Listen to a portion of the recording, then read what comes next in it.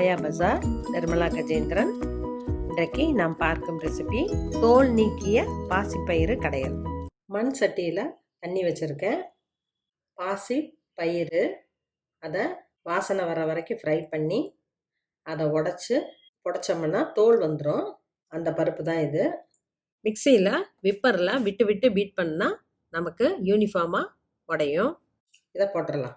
தோல் இல்லாமல் சாப்பிட்ணுன்னு நினைக்கிறவங்களுக்காக இப்படி செய்யலாம். தோல் அலர்ஜி குழந்தைகளுக்கு, இவங்களுக்கெல்லாம் ஸ்கின்னை ரிமூவ் பண்ணிவிட்டு கொடுக்கலாம். குழந்தைங்களுக்கு ஈஸியாக டைஜஸ்ட் ஆகும். பாசிப்பயிறு ரொம்ப உடம்புக்கு நல்லது. வாரம் 2-3 தடவை சேர்த்திக்கலாம். மஞ்சள் தூள் 1/4 டீஸ்பூன், நல்லெண்ணெய் 1/2 டீஸ்பூன். இதை மீடியம் ஃப்ளேமில் வேக வைப்போம். சீக்கிரம் வெந்துடும். தட்டை லேசாக ஓப்பன் பண்ணி மூடி வச்சோம்னா நமக்கு பொங்காது. நல்லா வெந்துடுச்சு. ஸ்டவ் ஆஃப் பண்ணிடலாம். நல்லெண்ணெய் 2 டீஸ்பூன் ஊற்றுறேன்.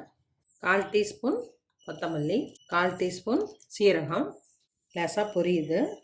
பச்சை மிளகா 2, வரமிளகா 1, பூண்டு 4 பல், கருவேப்பிலை, சின்ன வெங்காயம் 10. ஒரு நிமிஷம் ஃப்ரை ஆகட்டும்.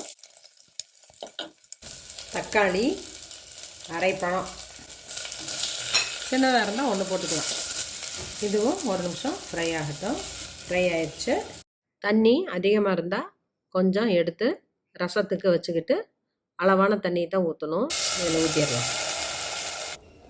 தேவையான அளவு கல்லுப்பு. நல்லா கொதி வந்தோன்னா ஸ்டவ் ஆஃப் பண்ணிடலாம். மூடி போட்டு கொதி வரட்டும். நல்லா கொதி வருது. ஸ்டவ் ஆஃப் பண்ணிடலாம். வத்தை போட்டு கடைஞ்சிடலாம். தோல் நீக்கிய பாசிப்பயிறு கடையல் ரெடி ஆயிடுச்சு. இது சுடுசாதத்துக்கு நெய் விட்டு சாப்பிட்றப்ப ரொம்ப டேஸ்ட்டாக இருக்கும். குழந்தைங்க விரும்பி சாப்பிடுவாங்க.